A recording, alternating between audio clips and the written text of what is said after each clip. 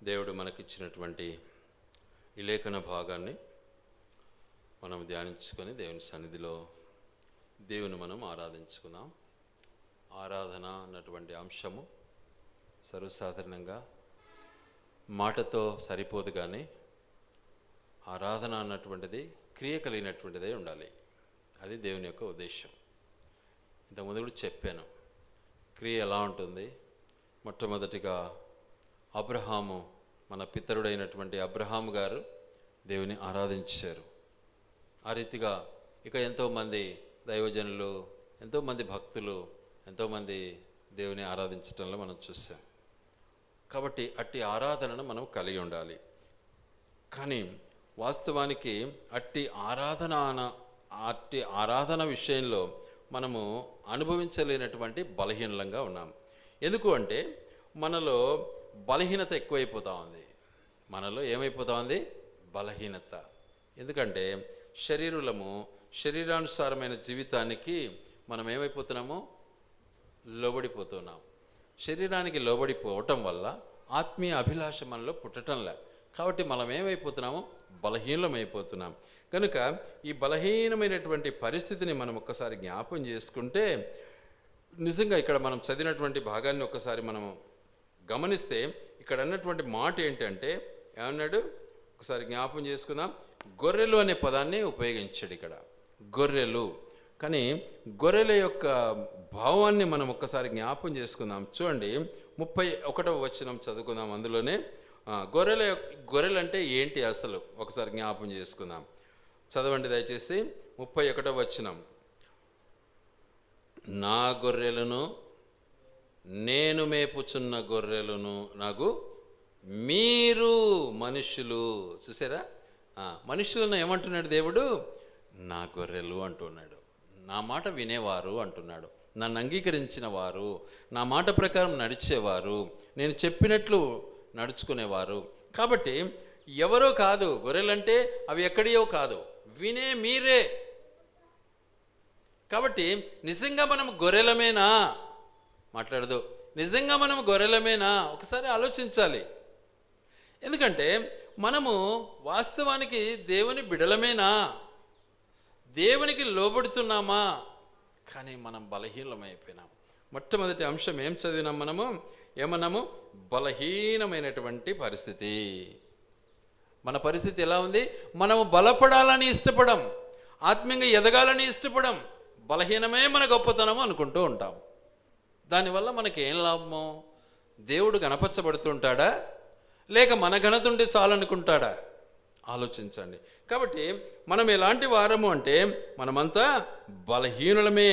చూద్దాం ఒకసారి బలహీనత పరిస్థితి ఎలా ఉంటుందో. రోమాపత్రిక 5వ అధ్యాయము, రోమాపత్రిక 5వ అధ్యాయము 6వ వచనం. రోమాపత్రిక 5వ అధ్యాయము 6వ వచనం చదువుకుందాం. గట్టిగా చదవాలి ఒక రవ్వ. ఎలైనగా మనము ఇంకా బలహీనులమై ఉన్నాం. చూసారా ఎలా ఉన్నాం? మనం ఇంకా చదువుతున్నాం వాక్యము, ప్రార్థన చేస్తూ ఉన్నాం, దొంగ పని చేస్తూ ఉన్నాం, పాటలు పాడుతూ ఉన్నాం, ప్రార్థన చేస్తూ ఉన్నాం, వాక్యం చదువుతూ ఉన్నాం అని గర్విస్తూ ఉన్నాం. బలహీనులమే. ఆత్మీయ జీవితంలో మనం బలహీనులమే. ఒప్పుకోవాలి. ఒప్పుకోకపోతే నరకం మనకు తప్పదు. మనం బలహీనమై ఉండగా ఏం చేస్తున్నాడు ఆయన? క్రీస్తు యుక్త కాలమున, యవ్వన పరిస్థితిలో, మంచి సమయంలో ఏమైనాడు? భక్తిహీనులమైనటువంటి, బలహీనులమైనటువంటి మన కొరకు ఏం చేశాడు? చనిపోయినాడు. చూసారా? చనిపోయినాడు. మన కోసం చనిపోయినాడు అండి. మనం ఇంకొకరి కోసం ఎప్పుడైనా చచ్చేదానికి ప్రయాసపడతామా? ఎన్నటికీ ప్రయాసపడం. కానీ కొందరు ఉంటారు ప్రయాసపడేవాళ్ళు, ప్రాణం ఇవ్వడానికి సిద్ధంగా ఉంటారు. అందరూ అనను, కొందరు మాత్రం ఉంటారు, ప్రాణం ఇచ్చేవాళ్ళు ఉంటారు. జ్ఞాపకం పెట్టుకోండి. మళ్ళీ వాళ్ళ ఖాతాలో మన పేరుందా? వాళ్ళ వరుసలో మన పేరుందా? ఒకసారి ఆలోచించండి. కానీ మన ప్రభు, మన యేసుక్రీస్తు ప్రభు బలహీనమైనటువంటి మన కొరకు ఏం చేశాడు? ఆయన మన కొరకు ప్రాణం ఇవ్వటానికి ఇష్టపడ్డాడు. చనిపోయాడు. ఎందుకు? మనం బలహీనంగా ఉన్నాము కాబట్టి ఆయన బలాన్ని మనము పొందు నిమిత్తమై ఆయన బలహీనుడయ్యాడు. కాబట్టి ఆయన మొత్తబడ్డాడు, కొట్టబడ్డాడు, ఆయన గాయపరచబడ్డాడు, రకరకాలుగా హింసింపబడ్డాడు. కాబట్టి ఆయన తన యొక్క పరిస్థితి మేరకు ఏమైపోయినాడు? ఆయన బలహీనుడైపోయినాడు. వాస్తవానికి మనం బలహీనులము, కానీ మన కొరకు ఆయన బలహీనుడైపోయినాడు. చూడండి, యెషయా గ్రంథం 1వ అధ్యాయం, యెషయా గ్రంథం 1వ అధ్యాయం 5వ వచనం. నిత్యము తిరుగుబాటు చేయుచు మీరేలా ఇంకనూ కొట్టబడుదురు, ప్రతివాడు నడినెత్తిని వ్యాధి కలిగి ఉన్నాడు. ఎక్కడున్నాడు? నడినెత్తిని వ్యాధి కలిగి ఉన్నాడు. చాలామంది ఏమంటారంటే కళ్ళు పైకి వినే చూడరా అంటారు. చూడు, ఆ పరిస్థితి అన్నమాట.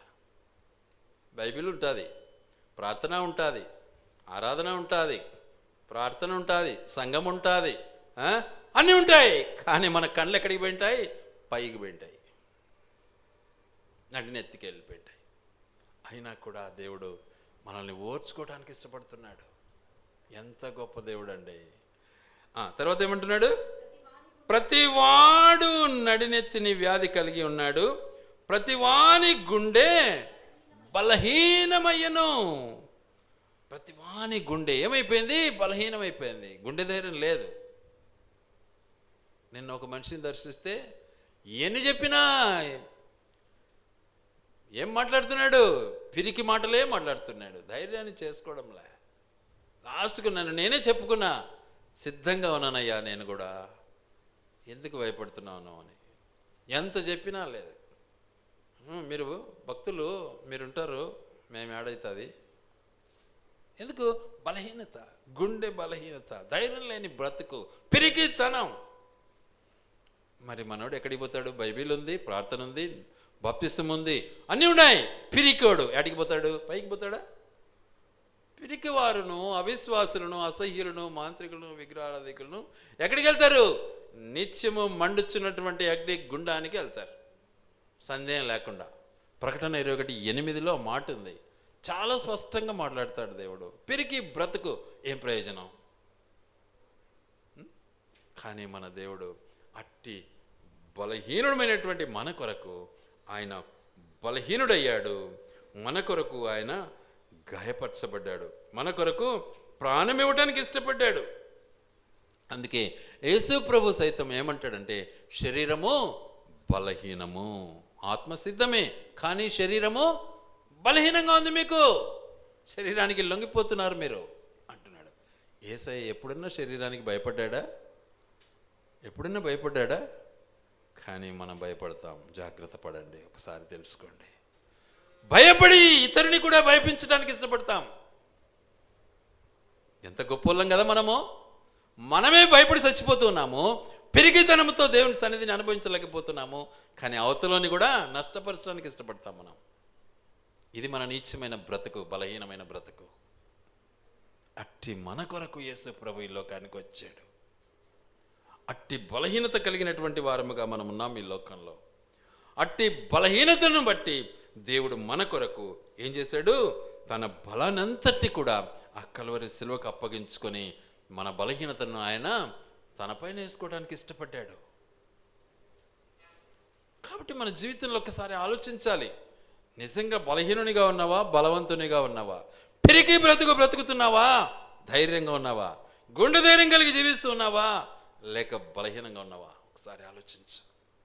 కానీ మన దేవుడు గుండె ధైర్యం కలిగినటువంటి వాడై, శరీరాన్ని లెక్క చేయనటువంటి వాడై నీ కొరకు నా కొరకు ఏం చేశాడు? తన శరీరాన్ని అప్పగించేశాడు. ప్రార్థన అంటే మనకి ఎంత బరువు.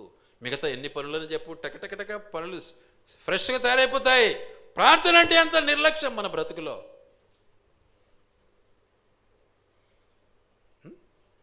చూడండి, ఒకసారి ఆలోచించండి. కాబట్టి మన బ్రతుకును ఒకసారి గమనించాలి మనము. గనుక బలహీనమైనటువంటి బ్రతుకు మనది, బలహీనమైనటువంటి బ్రతుకు మనది. గనుక దేవుడు అట్టి వారిని ఏం చేస్తున్నాడు? ఏం చేస్తున్నాడు? ఎన్నుకొని వారిని బలపరచాలని ఇష్టపడ్డాడు. ఎలా బలపరచడానికి ఇష్టపడుతున్నాడు చూద్దాం ఆ మాటను ఒకసారి. కొరింథీ మొదటి పత్రిక 1వ అధ్యాయము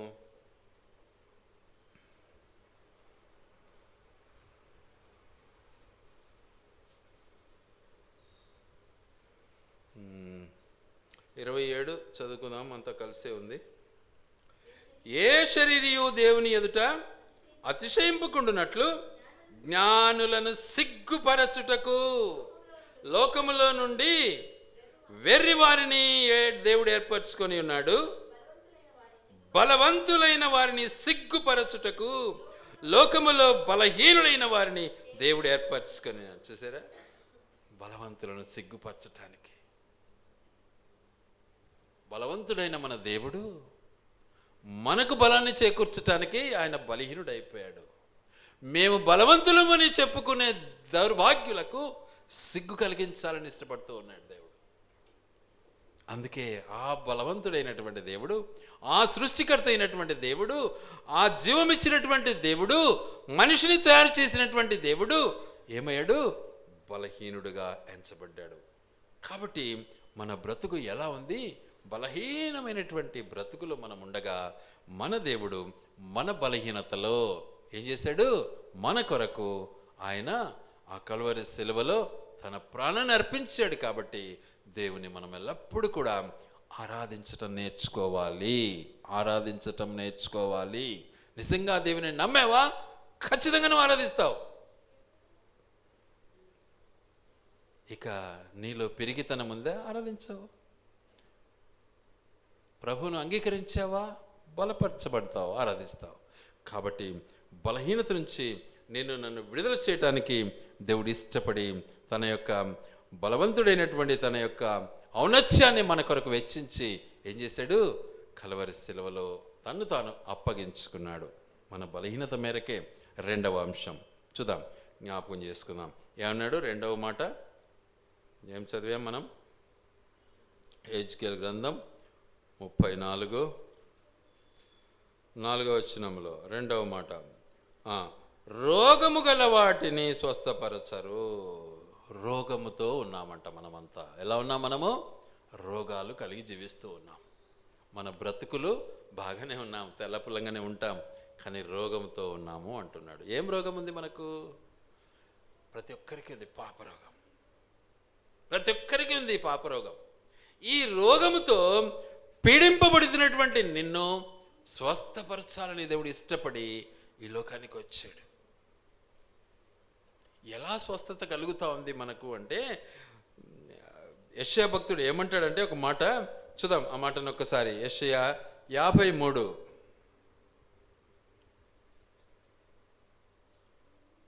యెషయా గ్రంథం 53వ అధ్యాయం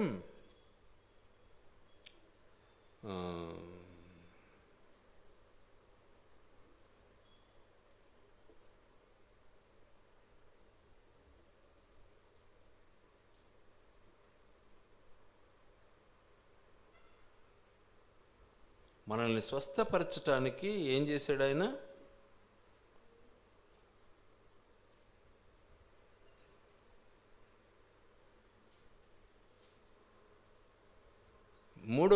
మూడో వచనం చదువుకుందాం. అతడు తృణీకరింపబడిన వాడును ఆయను, మనుషుల వలన విసర్జింపబడిన వాడును, వ్యసనాక్రాంతుడుగాను, వ్యాధిని అనుభవించిన వాడుగాను, మనుషులు చూడనొల్లని వాడుగాను ఉండెను. తృణీకరింపబడిన వాడు గనుక మనము అతనిని ఎన్నిక చేయకపోతిమి. నిశ్చయముగా అతడు మన రోగములను భరించెను, మన వ్యసనములను సహించెను. ఆయనను మొత్తబడిన వాడుగాను, దేవుని వలన బాధపడిన వానిగాను, శ్రమనొందిన వాడుగాను మనం అతన్ని ఎంచుతాం. చూసారా ఏం చేశాడు ఆయన? మన కొరకు, మన రోగం కొరకు ఆయన రోగగ్రస్తుడైపోయినాడు. ఆయన స్వస్థతను మనకిచ్చి మన రోగాన్ని ఆయన, ఏం రోగము? పాపరోగం. మనం పాపులము, కానీ ఆయన పరిశుద్ధుడు. మన పాపాన్ని ఆయన మీద వేసుకొని తన పరిశుద్ధతను మనకు దానం ఇచ్చాడు.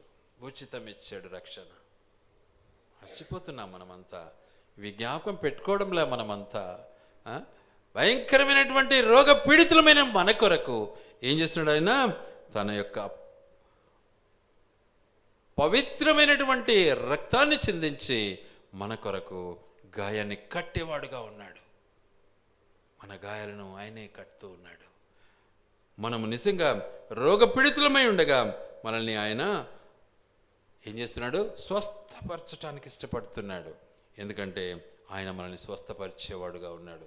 ఇంకొక మాట కీర్తనకారుడు కూడా ఒక మాట అంటాడు. చూద్దాం ఆ మాటను ఒకసారి. 103వ కీర్తన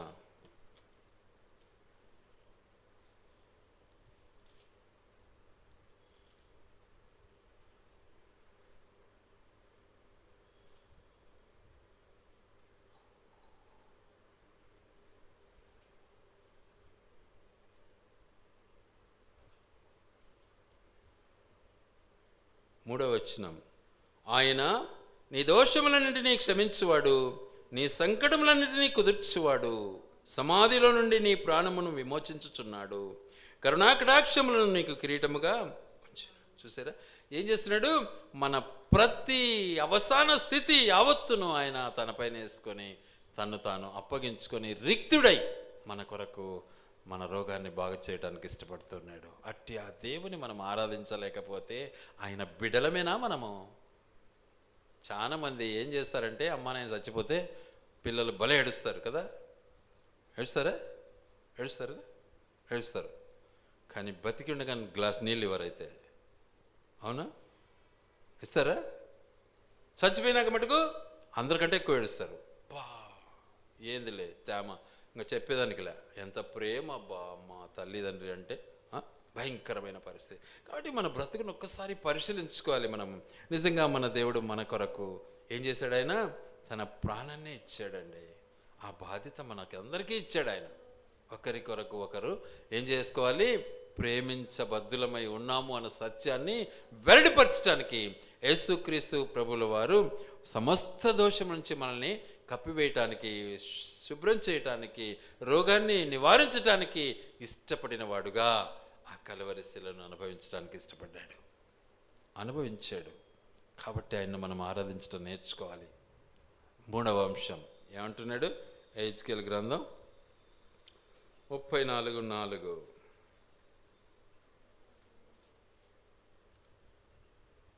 స్వస్థపరచ గాయపడిన వాటిని కట్టదు. గాయపడినటువంటి జీవితం. మన పరిస్థితి ఎలా ఉంది? గాయాల పాలైపోతున్నాం. ఎందుకు గాయాల పాలైపోతున్నాం? ఏం కారణం? మనుడు ఒకడు ఏం చేసినాడంటే, యెరూషలేము నుంచి ఎరికోకు దిగి వస్తున్నాడంట. యెరూషలేము నాకు వద్దు, ఇంకా ఆడ సాలైపోయింది, నాకు ఆ భక్తి నేను చేయలేను, ఎరికోకు పోతే ఏదో అంతో ఏదో సంపాదించుకొని అక్కడ సెంటు గింటు బాగా సువాసన ఉంటుంది, అందంగా ఉంటుంది కథ అని రావడానికి ఇష్టపడ్డాడు. మార్గ మధ్యంలో ఏమైపోయినాడు? అయ్యా దొంగల చేత చిక్కుపడ్డాడు. అంటే నీకేం పుట్టింది? దురాశ పుట్టింది. నీలో ఏమొచ్చేసింది? దురాశ వచ్చేసింది. యెరూషలేమును వదిలిపెట్టి కిందికి దిగాలనా, యెరూషలేము కంటే పైకి ఎక్కేది నేర్చుకోవాలనా? ఎప్పుడు కూడా కిందికి దిగడం ఏం ప్రయోజనం లేదు, పైకి ఎక్కాలి. 10వ తరగతి నుంచి 9కి రావాలన్నా, 10 నుంచి 11కి పోవాలన్నా? ఆలోచించాలి ఒకసారి.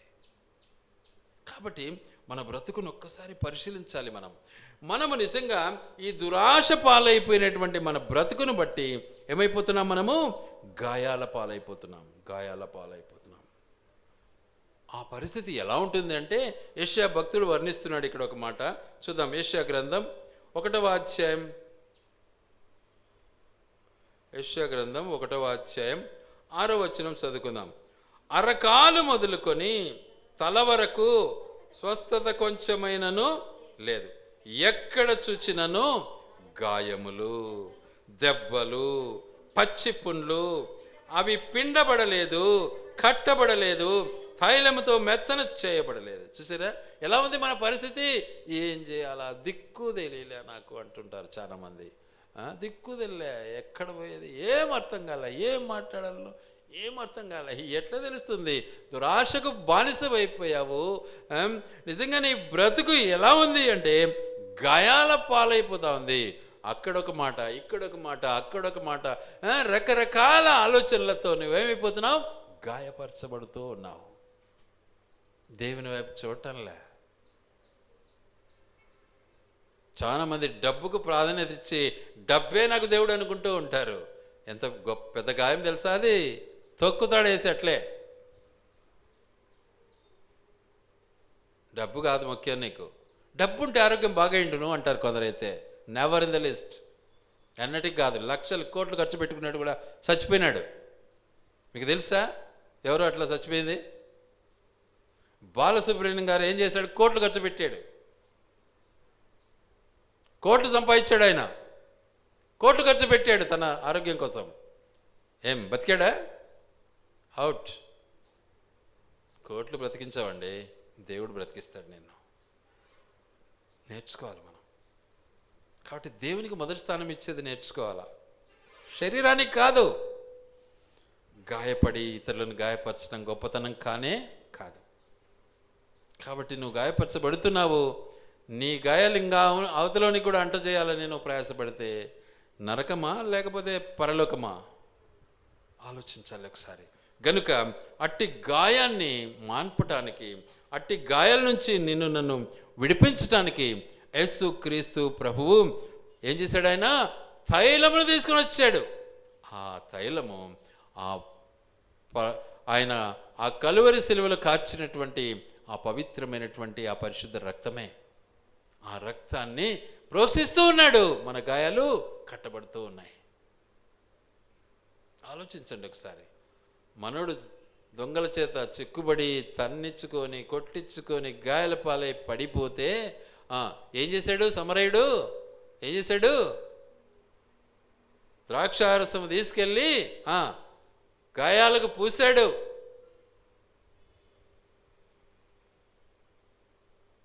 కట్టుకట్టాడు. పూటకూళ్ళ ఇంటికి తీసుకెళ్ళాడు. దేవుని సన్నిధికి తీసుకెళ్ళాడు. పూటకిళ్ళు అంటేనే ఆ హోటల్ అనుకున్నారు, ఈ హోటల్ అది.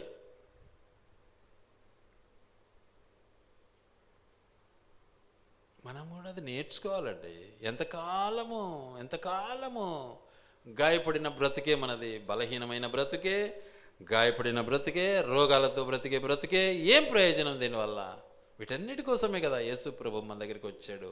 వాటి నుంచి మనకు విడుదల చేయాలనే కదా యేసుక్రీస్తు ప్రభుల వారు మన దగ్గరికి వచ్చారు. కాబట్టి గాయపడినటువంటి గొర్రెలముగా మనమున్నాము. Next word. ఇప్పటికి 3 అయినాయి. 4వది ఏమంటున్నాడు? హెజ్కేలు గ్రంథం 34:4. తోలివేసిన వాటిని మరలా తోలుకొని రారు. తోలివేసిన వాటిని మరలా తోలుకొని రారు. బాగా ఆలోచించాలి. ఈ పరిస్థితి చాలా ఘోరంగా ఉంటుందండి. ఒకసారి జ్ఞాపకం చేసుకుందాం. చూడండి దయచేసి ఆదికాండము 3వ అధ్యాయం.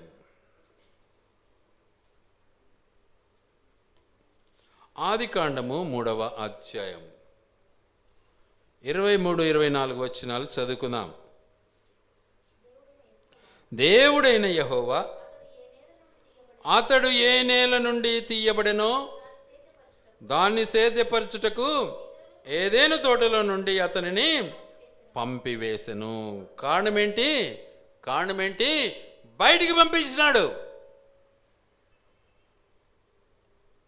అర్థమైందే? ఏదైనా తోటలో నుంచి పంపించినాడు. తోటలో హాయిగా లక్షణంగా ఏం సేద్యం చేయకుండా దేవుడిచ్చినటువంటి పండ్లు తినుకుంటూ లక్షణంగా ఉండాల్సినటువంటి బ్రతుకును తన కాల రాసేశాడు. దేవుని మాటను తిరస్కరించాడు. ఏం చేశాడు ఇప్పుడు దేవుడు? సేద్యం చేయడానికి పానైనా అన్నాడు. ఈరోజు అందుకే మనం చెమటలు గారుస్తూ ఉన్నాం. అర్థమైందే? అందుకే మనం చెమటలు గారుస్తున్నాం ఈరోజు. ఎంత అలసిపోయినాము అంటుంటాం. బాగా ఆలోచించండి. కాబట్టి ఇక్కడైనా మనం తెలుసుకోవాలి కదా. చెమటలు గారుతున్నా కూడా మనం తెలుసుకోలేకపోతే ప్రయోజనం ఏంటి? గనుక ఏమంటున్నాడు ఇక్కడ? అప్పుడు ఆయన ఆదామును వెళ్ళగొట్టి ఏదైనా తోటకు తూర్పు దిక్కున కెరూబులను జీవవృక్షమునకు పోవు మార్గమును కాచుటకు అటు ఇటు తిరుగుచున్నటువంటి ఖడ్గ జ్వాలలను నిలిపేసినాడు. ఇంకా మనం లోపలికి వేదానికి లే. అది ఏదో ఈడ పొందుపరిచి ఏదో పిటకతో లేకపోతే ఏదో ఒక వింతగా రాసినది కాదు, ప్రాక్టికల్ ఉంది భూమిపైన. అది ఏదైనా తోట దేవుడు అట్లా చేయలే. ఏదైనా తోట పబ్లిక్గా ఉంది, ఇరాక్ ప్రాంతంలో ఉంది. ఆ ఏదైనా తోటను కోల్పోయాం మనం. కాబట్టి ఈరోజు చెమటగా అరుస్తూ ఉన్నామండి. గనుక ఆ పరిస్థితి నుంచి మరలా మనల్ని తీసుకొని రావడానికి ఏం చేశాడు? యేసు ప్రభు మనిషి ఆకారంగా వచ్చాడు. ఇక్కడికి మనిషిగా మన దగ్గరికి వచ్చాడు. మనిషిగా వచ్చి ఏం చేస్తున్నాడు? ఆయన చాలా స్పష్టంగా మనతో మాట్లాడుతూ ఉన్నాడు. ఏమని మాట్లాడుతున్నాడు? యెషయా గ్రంథం 59వ అధ్యాయం. యెషయా గ్రంథం 59వ అధ్యాయం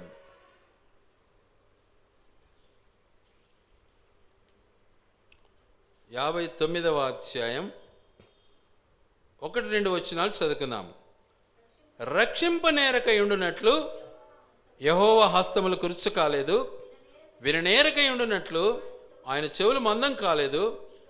మీ దోషములు మీకును మీ దేవునికి అడ్డముగా వచ్చాను. ఒకసారి ఆలోచించాలి. ఏమొచ్చినాయి? మీ దోషములు మీకును మీ దేవునికి. నువ్వెందుకు బయటికి తోసివేయబడ్డావు? నువ్వు చేసిన పాపము, నువ్వు చేసిన దోషము అడ్డం వచ్చేసినాయి. తర్వాత ఏమంటున్నాడు? మీ పాపములు ఆయన ముఖమును మీకు మరుగుపరచెను. చూసారా? ఈరోజు నిజంగా దేవుని సన్నిధిలో మనస్పూర్వకంగా సంతోషంగా చేరాలి అన్నటువంటి ఆశ ఏ ఒక్కరికో ఉండేది, అందరిలో లేదు. ఎందుకు లేదు? శరీరమే మనకు ఆశ్రమం. ఈ లోకమే, లోకాశలే గొప్పవి మనకు. దేవుడు చేసిన మేలు మర్చిపోతాం మనం. ఎలా పుట్టామో కూడా మనకు తెలియదు. ఎంత దౌర్భాగ్య పరిస్థితి మనది. కాబట్టి దేవుడు ఏం చేస్తున్నాడు? నా బిడ్డలు అందరికి కూడా మరి మరణిస్తే నా పరిస్థితి ఏంటి? ఎందుకు ఇక నేను? ఏ తల్లిదండ్రి అయినా తన బిడ్డ తప్పు చేస్తే గద్దిస్తాడు, కొడతాడు, తిడతాడు, సరైనటువంటి దారిలోనికి రావాలని ఇష్టపడతాడు, అంతేగాని చంపాలని ఇష్టపడ్డాడు. మన దేవుడు అదే చేశాడు మన కోసం. ఏం చేశాడు? మనకు ఆయన యొక్క ఔన్నత్యాన్ని మన పైన అనుభవించు నిమిత్తమై ఏం చేశాడు? ఆయన తానే దిగొచ్చాడు. తానే దిగొచ్చి మన కొరకు ఏం చేశాడు? ఆయన పాపము లేకపోయినను, పాపరహితుడు అయినప్పటికీ పాపాన్ని తన పైన వేసుకోవటానికి ఇష్టపడ్డాడు, మనల్ని రక్షించాలని ఇష్టపడ్డాడు. అలాంటి దేవుడు మన దేవుడు. అట్టి దేవుని నువ్వు ఆరాధించవా?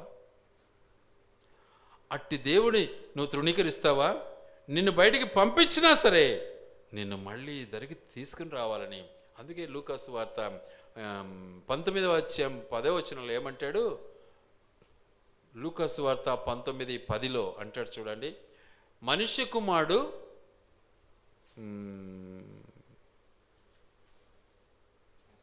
నశించిన దాన్ని వెదకి రక్షించుటకు మనుష్య కుమారుడు వచ్చాడు. చూసారా? నశించిన దాన్ని, పారిపోయిన దాన్ని, పడవేయబడిన దాన్ని, తృణీకరించిన దాన్ని మళ్ళా కాపాడాలనే కదా యేసుక్రీస్తు ప్రభువుల వారు మన దగ్గరికి వచ్చాడు. ఎందుకు మనం అర్థం చేసుకోలేము? ఎందుకు ఇక్కడ నిర్లక్ష్యం చేస్తాం? ఆలోచించండి ఒకసారి. దేవుని సన్నిధి అంటే మనకు నిర్లక్ష్యమే.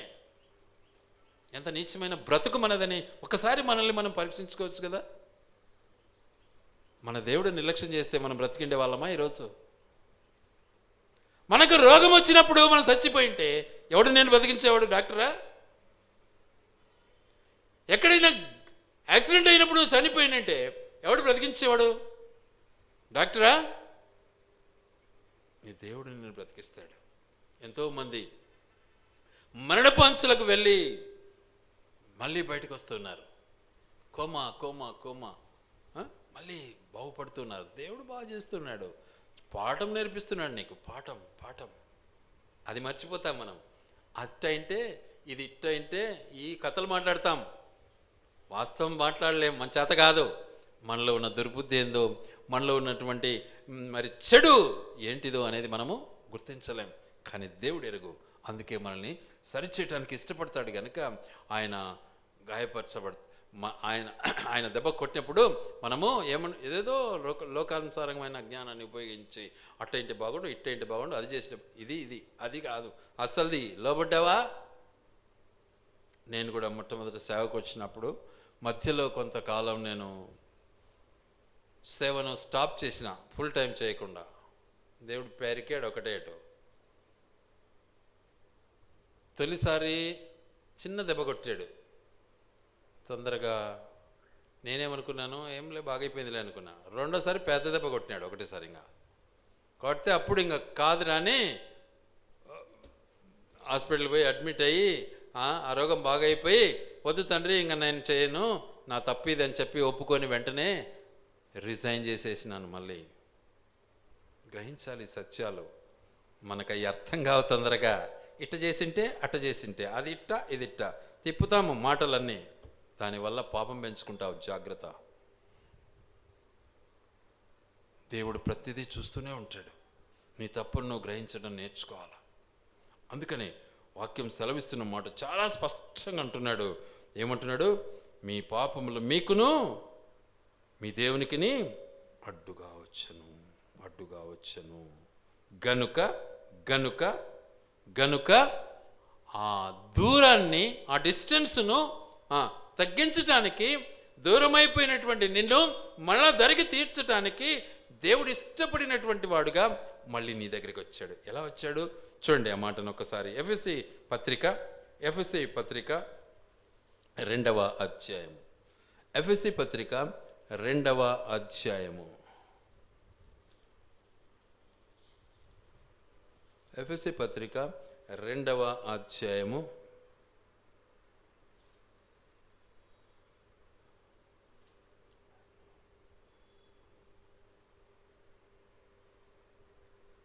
13వ వచనం.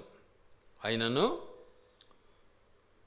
మునుపు దూరస్తులైన మీరు ఇప్పుడు క్రీస్తు యేసునందు క్రీస్తు రక్తము వలన సమీపస్తులై ఉన్నారు. ఎంత గొప్ప విషయం అండి! రక్తం ఆయన కార్చాడండి.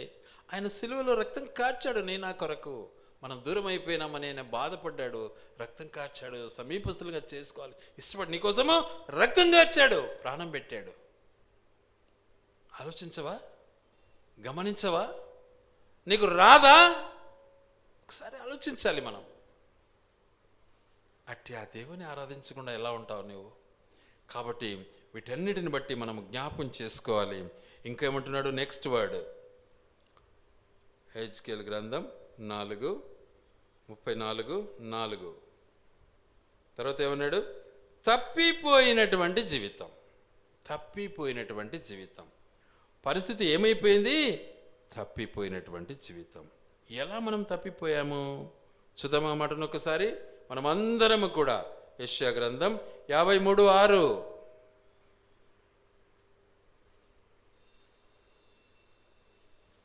యెషయా గ్రంథం 53:6.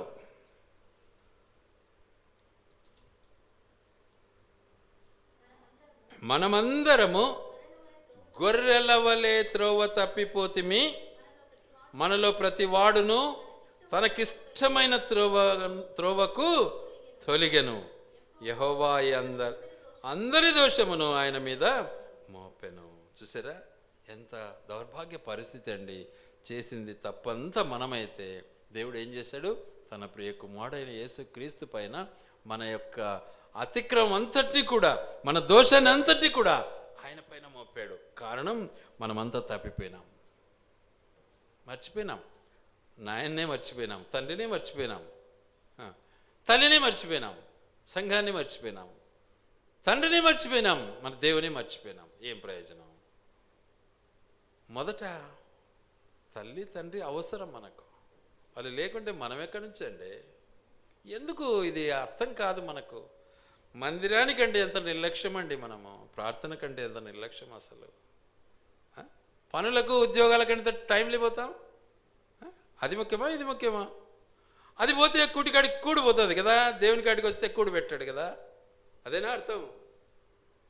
అవునా? అది ఇచ్చింది నీకు దేవుడే.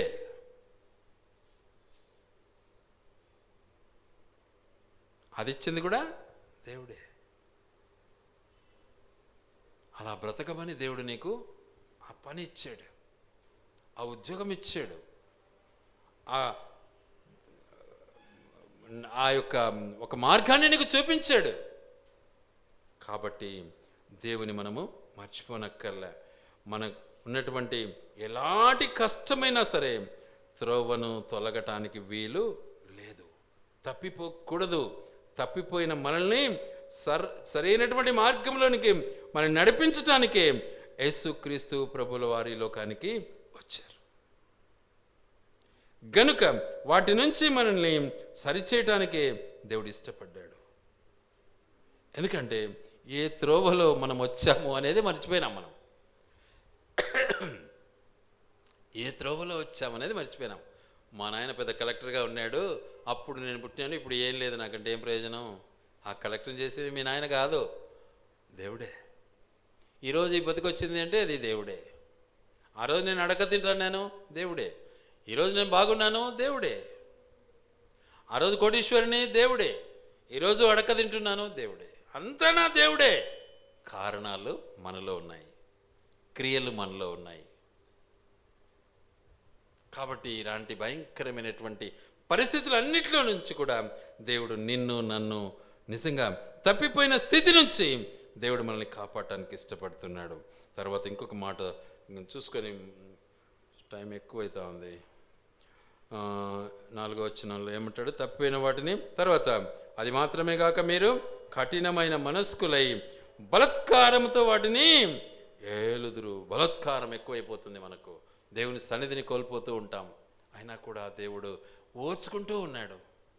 గాయపరచబడ్డాడు, కొట్టారు, తిట్టారు. నువ్వు చేసిన ప్రతి పాపము ఆయన శరీరం పైన గాయమైంది, కానీ దేవుడు ఓర్చుకుంటూనే ఉన్నాడు. బలత్కారం చేశారు, ఆయన గడ్డం బీకినారు, ఆయన బొచ్చు బీకినారు, ఆయన నిజంగా చెప్పాలి అంటే ఉమ్మి వేసినారు. ఎంత బలత్కారం చేశారండి దేవుని. ఆయన యేసు ప్రభుల వారు ఓర్చుకున్నాడు నీకోసం. ఏమన్నాడు? తండ్రి, వీరేం చేస్తున్నారో వీళ్లకు తెలియదు, క్షమించు వీళ్ళని అంటున్నాడు. బా, ఎంత గొప్ప దేవుడు అండి. అలాంటి దేవుని దగ్గరికి రావటంలో ఎందుకు నువ్వు వెనకంజ వేస్తావు? ఎంత నీచమైన ఆలోచన అనేది. ఆలోచించుకో ఒకసారి. కాబట్టి దేవుని నువ్వు జ్ఞాపం చేసుకో. గనుక నీ పరిస్థితిని ఒకసారి జ్ఞాపం చేసుకో. తర్వాత విషయాన్ని ఒకసారి జ్ఞాపం చేసుకొని ముగిస్తాం. ఫైనల్గా ఏమంటాడు అక్కడ 5వ వచనంలో? కాబట్టి కాపర్లు లేకయ్యే అవి చెదరిపోయెను, చెదరిపోయి సకల అడవి మృగములకు ఆహారమాయను. అడవి మృగములకు, సకల అడవి మృగములకు ఆహారమైపోయినాయి. కాబట్టి అడవిలో నువ్వేమైపోతున్నావు? వేసారిపోతూ ఉన్నావు. అడవి మృగాలు నిన్ను తినడానికి సిద్ధంగా ఉన్నాయి.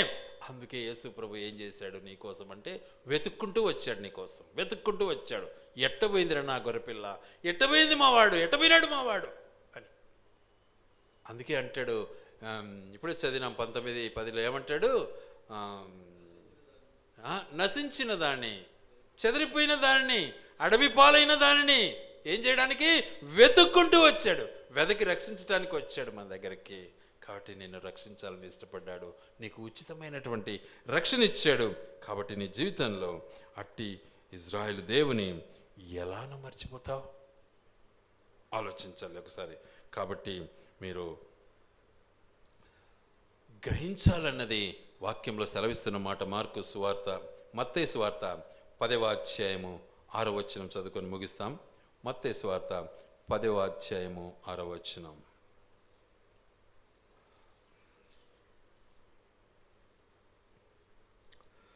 ఇశ్రాయేలు వంశంలోని నశించిన గొర్రెల యొద్దకు వెళ్ళుడి. చూసారా? నశించిన గొర్రెలు మనమంతా, మన దగ్గరికి వచ్చాడు ఆయన. నశించిపోతున్నటువంటి మనల్ని రక్షించడానికి యేసుక్రీస్తు ప్రభుల వారు మన దగ్గరికి వచ్చాడు. కాబట్టి ప్రియులారా, ఒకసారి ఆలోచించండి, ఎన్ని భయంకరమైనటువంటి పరిస్థితులకు మనం లోనైపోతూ ఉన్నాం. గమనించండి, బలహీనమైనటువంటి జీవితంలో మనం ఉన్నాము. తర్వాత చెప్పాలి అంటే రోగపీడితులమై ఉన్నాము, గాయపరచబడినటువంటి వారమై ఉన్నాము, త్రోవ తప్పినటువంటి వారమై ఉన్నాము, తర్వాత తప్పిపోయినటువంటి వారమై ఉన్నాము. తర్వాత చెప్పాలి అంటే ఇంకా కాపరి లేని బ్రతుకు, మేమే గొప్పలం. నా మాట కరెక్ట్, చెప్పిన మాట వినాను నేను, నాకేం పట్టింది? I'm the boss. తప్పిపోయిన బ్రతుకు. తర్వాత ఫైనల్గా ఏమైపోతున్నాం? అడవి పాలైపోతున్నాం. మృగాలు మనల్ని వేటాడడానికి ఇష్టపడుతున్నాయి. వీటన్నిటిలో కూడా నీ దేవుడైన నిజంగా యెహోవా దేవుడు మన ప్రభువైన యేసుక్రీస్తు ఏం చేశాడు? నీ కొరకు తానే దిగి వచ్చాడు. నీ కొరకు వాటన్నిటినీ సహించి నిన్ను నన్ను వెదకి రక్షించుకున్నాడు. కాబట్టి ఆయన నామాన్ని మనము స్తుతిస్తాం, ఆరాధిస్తాం, మన హృదయాలను ఆయనకు సమర్పించుకుందాం. అబ్రహాం వలె ఆలోచనలు లేకుండా అబ్రహామును టెస్ట్ చేశాడు దేవుడు. వీళ్ళ కొడుకుని ఎక్కువ ప్రేమిస్తున్నాడు, వీడు నన్ను ఏమైనా మర్చిపోయినాడా అని ఏం చేశాడు? పోయి తీసుకుపోయాడా దహనబలి అన్నాడు. అంటనే ఏం చేశాడు? అబ్రహాము మాటకు లోబడ్డాడు. నీ జీవితంలో నువ్వు లోబడుతున్నావు లేదో ఒకసారి ఆలోచించుకో. ఏం చేశాడు? దేవుని ఆరాధించాడు. నువ్వు నేను కూడా పనిచేద్దాం, దేవుని ఆరాధించుకుందాం. దేవుడి మాటలు ఆయన వెనుకళ్ళు దీవించి ఆశీర్వదించునుగాక.